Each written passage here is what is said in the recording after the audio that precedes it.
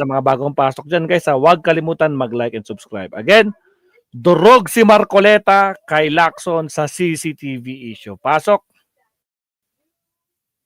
Attorney. Lakasan natin. Ay naman, nakakuha naman na. Fast forward. Ilang minutes to? 17. Sige, bilisan natin ng konti.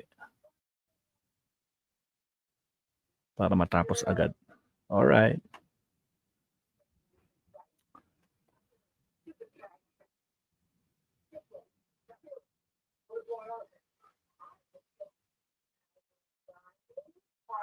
Bibigyan ko siya ng logbook kung gusto niya everyday. Enzo Recto, kalaban ang katiwalian at kasinungalingan, kakampi sa katotohanan at kabutihan.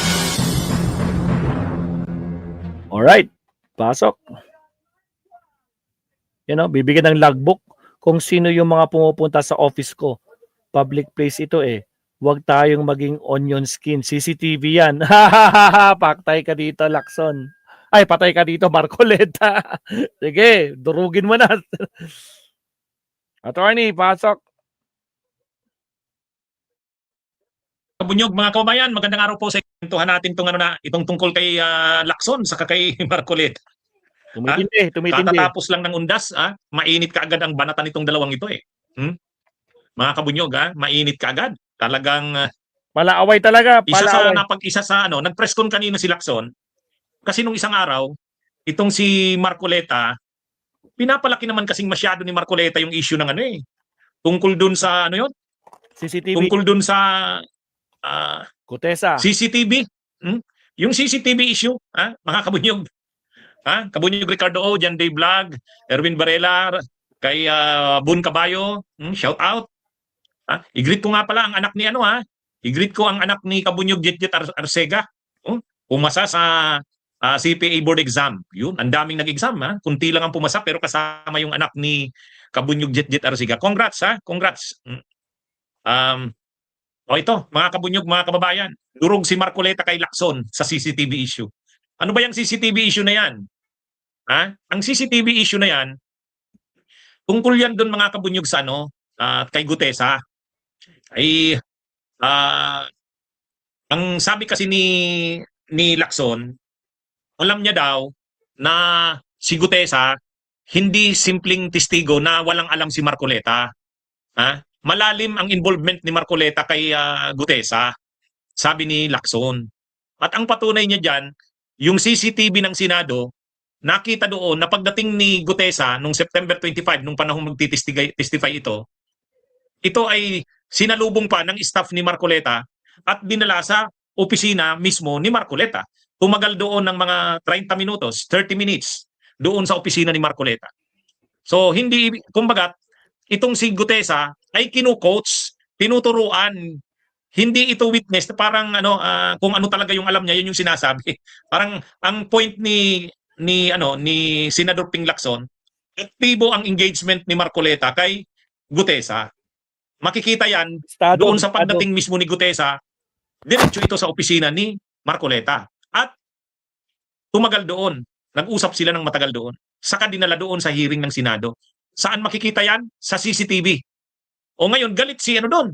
Galit si Marcoleta doon. Sabi ni Marcoleta, iniispiyahan mo ba kami? Bakit mo pinapakialaman ang CCTV ng Senado? Iniispiyahan mo ba kami, mga senador? Ano na yan? Ano na yan? Kumbaga, nagko-cross na daw ng line si Ping Lacson sa ganon. Ngayon, sa press con ngayon ni Lacson, sinagot yung issue na yan. At nung sinagot ni Lacson yung issue na yan ngayon, durog si Marcoleta. Durog si Marcoleta.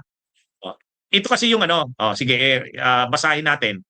Ito yung sinabi ni ni Marcoleta. Ayan. Kita natin. Sabi ni Marcoleta, can I also do the same to him? Like, I want to see on a daily basis who are the people, who are the personages coming to his office. Baka hindi rin niya mabutihin. Yan yung sinabi ni Lacson kahapon, ay ni Marcoleta kahapon. Sa interview yata yan ni Corina Kahapon yan, November 3. Kasi nga hindi nagustuhan ni Marcoleta yung ginawa daw ni Lacson na kinuha yung CCTV, tiningnan doon sa CCTV anong oras dumating anong oras dumating si Gutesa, ha? At anong ginawa ni Gutesa pagdating niya? O, yun. Hindi gusto ni Marcoleta yon. Ang tingin ni Marcoleta doon, kumbaga nagko-cross the line na si Lacson. Kasi sabi niya, ano kami, iniispiyahan niya? Yan yung ano. O, ito nga, sa interview ni Corina kahapon, ang sabi ni Lacson, paano kung gawin din namin sa kanya yon? Daily basis, titingnan namin sino-sino mga tao, sino-sinong mga personages ang pumupunta sa opisina niya. Sabi yan ni Marcoleta, baka hindi niya rin magustuhan. Ngayon, ang sagot ni Lacson ngayon, sabi ni Lacson, bibigyan ko siya ng logbook. Yan Kung gusto niya everyday, kung sino yung pumupunta sa office ko. Public office ito eh. Huwag tayong maging onion skin. CCTV yan eh. Yan yung press ko ni Lacson ngayon. Kumbaga, yung hamon ni Marcoleta na kung paano naman daw kung gawin niya rin kay Lacson yun. Babantayan niya, daily basis, araw-araw, aalamin niya sino-sino yung mga taong pumupunta sa opisina ni Lacson. Durog na naman si Marcoleta. Baka daw hindi naman magustuhan ni Lacson yun. Baka hindi rin mabutihin ni Lacson. Ay, ang sagot ni Lacson, gusto ilagay ni Marcoleta kung sino yung pumapasok. Imagine conducting every part of your research only on one platform. Meet Boreum. Matindi ang hamon ni Lacson. Kumbaga, ang ipinapakita lang dyan ni Lacson, wala siyang tinatago. Wala sa kanyang problema. Ang akala ni Marcoleta, hindi siya papatulan ni Lacson dun sa hamon niya. Kasi ang hamon ni Marcoleta, halimbawa daw na araw-araw titingnan din ni Marcoleta yung mga pumapasok sa opisina ni Lacson araw-araw. Hindi rin daw yun magugustuhan ni Lacson eh. Ay mali si Marcoleta. Ang sabi ni Lacson, walang problema sa akin, gusto mo bigyan pa kita ng logbook, parang gano'n. Shout out Nash Ricafort. Kumbaga akala ni Marcoleta hindi siya papatulan ni Lacson. Ayun, sinagot ni Lacson. Walang problema sa akin. Gusto mo bigyan pa kita ng logbook. Ilista mo doon everyday sino yung pumapasok sa opisina ko. Ang sinasabi kasi ni Lacson, hindi ang bawal yung sa loob ng opisina mo kung anong pinag-uusapan niyo doon. Halimbawa, naka-wiretap yung opisina mo, bawal na yun. Yun ang sinasabi ni Lacson. Sabi ni Lacson, kung yung opisina mo tinatap na ang mga usapan doon, yun ang hindi na pwede. Yun ang hindi na pwede. Pero yung lobby ng Senado, yung yung Senado mismo, ayon sabi ni Lacson, public place ang Senado eh. Bakit ka magagalit na tinitingnan sa CCTV sino yung mga pumasok at kanino opisina pumunta? Kung sa opisina mo mismo, sa loob ng opisina mo, yun ang bawal. Kasi ano ka na doon, may privacy ka na doon, sa'yo na yun, opisina mo na yun. Pero yung pumapasok sa Senado, saan pumupuntang opisina, sino, anong oras pumasok, anong oras dumating. Ang sabi ni Ping Lacson, walang problema doon. Public place ang Senado. Bakit ba masyado siyang onion skinned? Actually, yun din ang issue ko kay Marcoleta nung nag-attend ako sa hearing ng Kamara. Ang sabi ko, Mr. Chair, as public officials, you should not be too onion skinned. Masyadong laging galit si Marcoleta eh. Pero kung makatira siya, grabe. Kung makatira siya, wagas.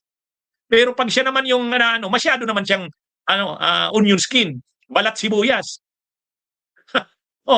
Diba? Tama naman si Lacson eh. Public place naman ang Senado. Yung CCTV tiningnan niya, CCTV ng lobby, CCTV ng gallery, CCTV ng entrance.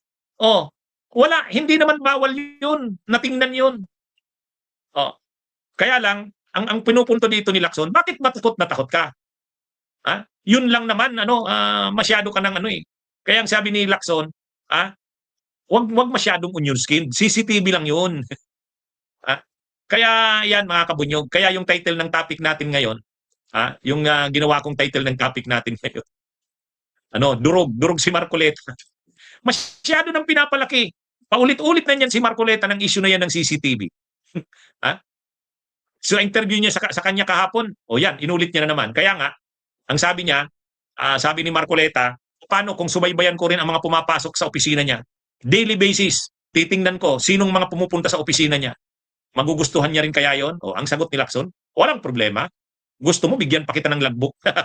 Supalpal Go ahead. Supalpal. Supalpal si Marcoleta. Gusto Iyak mo, na bigyan naman pa yung kita mga ng karapat. logbook. Ilista mo doon. Sino yung mga pumupunta sa opisina ko, araw-araw. Wala sa aking problema yan. Attorney, umiiyak dyan si Cookie. May issue dyan. CCTV yun eh. Bakit ganun? Ha? Bakit niya kinukuha yung CCTV? Anong rason? Alang ng kamoting Cookie talaga. Oh. Yan yung issue ni Cookie na dinurog din natin eh. Putragis. Ang sabi ni Lacson, wala namang pumupunta sa aking kontraktor. Wala naman pumupunta sa akin na kung anong mga illegal diyan. Wala. Kaya hindi ako natatakot. Kahit araw-araw daw i-monitor ang pumupunta sa opisina niya, wala siyang problema. Yung. Oh. Shout out, Yan, Ma'am mga kabunyog, Clea. mga kababayan. Shout out. Si Ma'am Clea, ma'am. Kaya, ito, kumbaga, kaya siguro kahit yung mga kasamahan ni Marcoleta, nabibigatan na rin sa kanya eh. Si Padilla, suko na eh. Bumigyan pa na. Sabi ni Padilla, ako, okay na ako kay Lacson. Okay naman si Lacson eh. Tama. Suportado ko na si Lacson bilang Blue Ribbon. Mabuti na yan.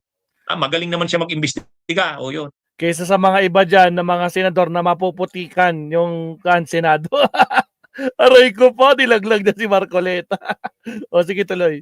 Uy, Ma'am Clea, grabe Kahit yung naman. kasamahan niya, hindi na sinusuportahan si Marcoleta. Salamat, Ma'am Clea. Kasi masyado na parang masyado nang unreasonable.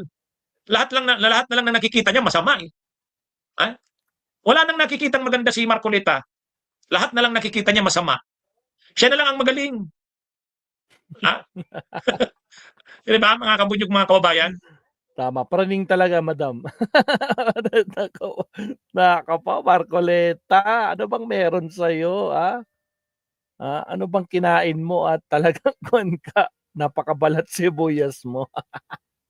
Tuloy. Work Ako, narangan is na tayo. pain in the Again guys, sa mga bagong pasok dyan baka naman nakakalimutan nyo mag-like and subscribe. At syempre, salamat kay Ma'am Clea. Grabe naman siya, napaka-generous palagi si Ma'am Clea. God bless po, madam. Okay, pasok. Sabi ni may superiority complex, sabi ni Yuknob. Hindi, yun na nga. Kaya sabi ni Lacson, kung ang iniisip mo, imomonitor mo ang mga pumapasok sa opisina ko araw-araw, bigyan pa kita ng logbook.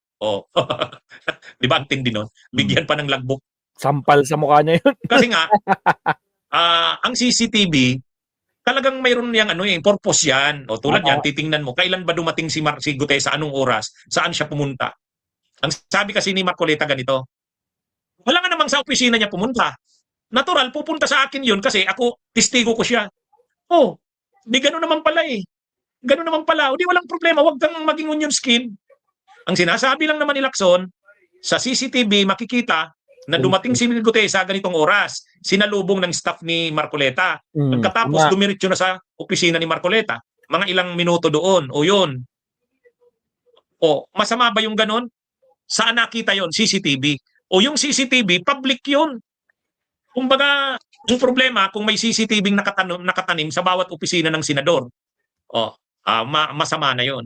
O kaya, naka-wiretap ang opisina mo, Marcoleta, yun. Wala ka ng yun. Parang sinusubaybayan na ni Lacson at ni Soto lahat ng ginagawa nyo. Hindi naman ganun. Kaya, nung naghamon si Marcoleta, paano naman kung subaybayan ko rin ang mo araw-araw? Go ang lang. sagot ni Lacson, walang problema. Bigyan pa kita ng logbook. Bigyan pa daw ng logbook. Kaya ito mga kabunyog, mga kababayan, parang sinampal dito si Marcoleta eh. Hindi na kasi matapos-tapos yung issue na yan ni Marcoleta eh. Sinabi na yan ng isang araw sa programa sa Net25. Sinabi niya na naman kahapon sa interview sa kanya ni Corina, issue niya na naman yun. Hindi na natapos yung issue na yan ng CCTV. Anyway, mga kabunyog, mga kababayan, yan yung ngayon. Yan yung issue ngayon. Yung nangyari yan ngayon eh. Nag-press con si Lacson, sinagot si Marcoleta. Okay, magandang araw sa inyong lahat. Mabuhay po tayo. Grabe, no? Sampal to kay Marcoleta. Bigyan kita ng logbook mismo. Tangka pa. Makikita naman natin, di ba, mga kapsat, no? Na talagang si Senator Ping Lacson, talagang transparent yan, no? Wala kasing tinatago. Wala kasing pork barrel yan, mga kapsat. Kaya wala siya. Malinis, mga kapsat. Hindi tulad ng mga iba dyan. Nakapaw. Todo sila, todo iwas, no? nasasaktan sila, o 'di ba? Mahihiya naman kayo, magpapalakpakan pa sila pero sila yung tinatamaan. Punyeme, sasabihin siguro na, "Napakakabuti, ah, damay-damay na 'to, wag tayo magpalata, palakpakan." Eh, ano nangyari? Nakasuhan sila. Putragis lahat sila, 'di ba? Si Jinggoy, o 'di ba? Si Joel, naku po, wala na, problemado. Si Cheese, naku po. Oh, tapos isama mo pa si Bato tsaka si Bongo, paktay, wala na, ubos ang kanilang ang minority, wala na. Tapos ilalabas nila si Anjo, putragi, sisirain si Senate President. Naku po, ngayon, ano nangyari? Nagblab-blab lang. Wala na. Galawang garapata talaga, 'di ba? 'Di ba, Ma'am Clea? Galawan nila. Yeah. Nako po. Siya, magkuhan tayo. Balik tayo kay Attorney Claire, mga kabsat, ha. Balik tayo kay Attorney Claire. Wait lang. Attorney Claire. Balikan natin yung kanya. Yung live niya. Pero syempre,